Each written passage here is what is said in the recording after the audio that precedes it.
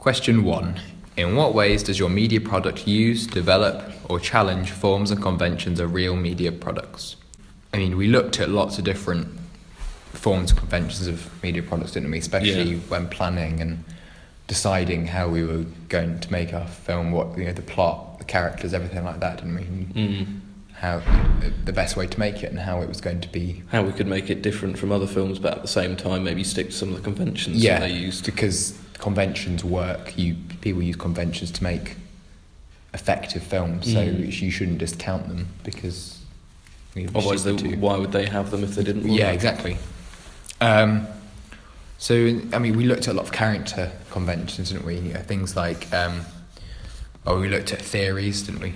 Like props, fairy tale characters. And I mean, obviously, what we decided with that was, I mean, films such as Lord of the Rings, Harry Potter, things along those sort of lines, that uses things like props, fairy tale characters quite a lot. They have set conventions. Yeah, so you've got the hero, you've got the villain, you've got all the different characters. The person who the messenger. Guides them. Set characters, and that's like you said. That's evident in films like Lord of the Rings and Harry Potter, and I mean a lot of films actually. If you look at, they have that set convention, especially the hero villain style. That's not just props, fairy tales, is it? That's convention used all over. And that's something that we didn't use it in our film, not because we just didn't see it suitable. It just didn't work, did it? When you've only got you've got the main character, but then we didn't have a villain. There wasn't a messenger because there was no dialogue. No, I mean, even the main character wasn't really the hero because what was his heroic? There was no hero-like traits that he.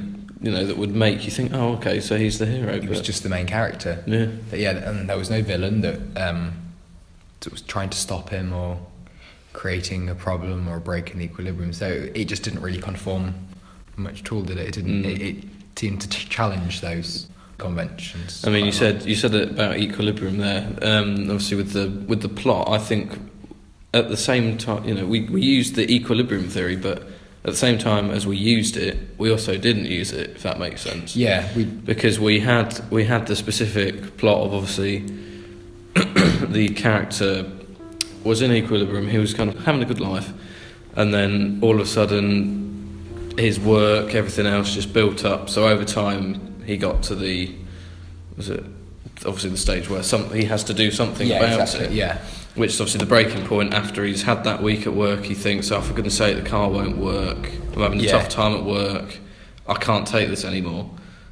And then by him then leaving and moving to the tent in the countryside, that is the equilibrium restored phase where he's then, he's happy again. That's where he wants to be. But what you've got to think about as well is that our film's a short film, so a lot of storyline and plot conventions that could be applied to full feature-length films, it just don't work with ours, and because you haven't got enough time to actually show it. Exactly. So a lot of films, again, films like Harry Potter or Star Wars or Lord of the Rings, a lot of those sort of ones that follow the conventions quite strictly, even though it doesn't seem like on the surface. They follow storyline conventions such as the equilibrium theory and other ones, and just because ours is 5 minutes long instead of 2 hours, it just doesn't work as well.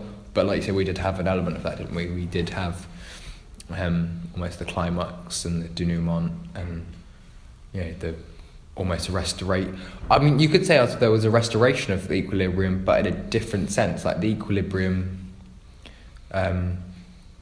was restored but altered at the same time, because it went from him being life was normal, but it was still, he wasn't happy, and it was menial and monotonous, but then it goes to him being, life is now normal for him, but he's happy and stuff. So it does challenge that in a sense. So it's a twist on it, I think, isn't it? I mean, in terms of conventions, if you look at more technical aspects of films and media products, such as like the editing, especially the pace, editing. For our film, we looked at we want to do more quick cut montages, and we looked at films by directors such as Edgar Wright for inspiration, and now fast editing pace, quick cut montage is a common convention. Only in his films. Yeah, exactly. It's a common convention for him, but only for him and maybe select few. Player 2 has left the game.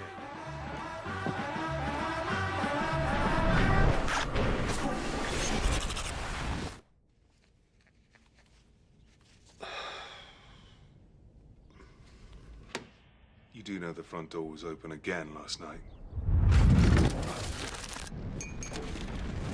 I'm not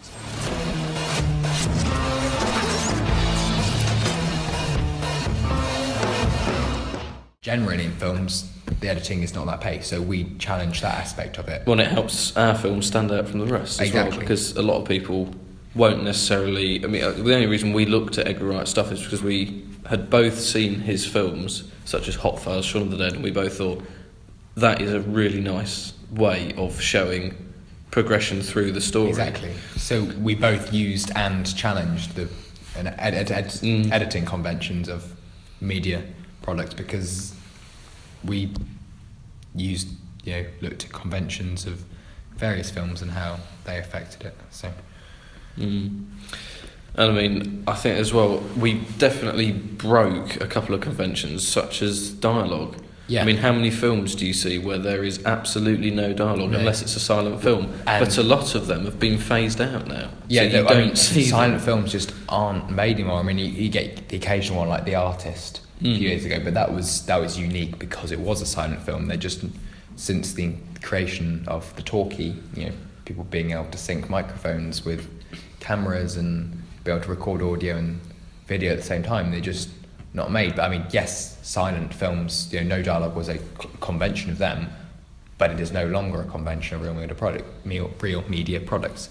Every film you see now, you expect to hear dialogue, characters talking, having a conversation. So we challenged that aspect of it because we just didn't have that. Yes, we had the phone calls, didn't we? But in the phone calls, he didn't actually say anything. No, he didn't say anything. Our character actually stayed silent. So, I mean, we developed that in a sense. We both challenged and developed it, didn't we, I guess. Well, the only person you heard throughout the whole film was just the garage owner. Yeah. And he was, he said, "Oh, please leave a message." At no point did he leave him. Well, did we hear him leave a message? Yeah. And you could say that he almost acted as the narrator, almost, because from what he said, we could get You get the storyline. Yeah, you get the storyline. Without that, it would have made no sense. So, I mean, narration is a convention of a lot of films in itself, isn't it? I think. Yeah, it is, It depends what kind of film, but a lot of films do have a narrator. Mainly in sort of fairy tale. Yeah, fairy tale stories. Yeah, whether it's just a voiceover, whether it's it's something like The Princess Bride, where it's someone reading a book and therefore they're like the literal narrator, or some films even have they have text, don't they? On screen, it's almost a narration. So we challenge that side of it by narrating almost in a different sense. Having conventions in films, I don't think it's a necessity that you have to follow them necessarily, because obviously you can follow them and you can create a good film, or you can not follow them and still create a good film. Yeah, sometimes challenging them makes and by an even better tweaking film. them, you can just you can enhance certain aspects of your film. So, in terms of how does our media product use them? We used a mixture of some and others. Not using some, using others that wouldn't necessarily be used together at the same time. But I think it helped our film become what it is in the end, I think. I agree, yeah, I think it did.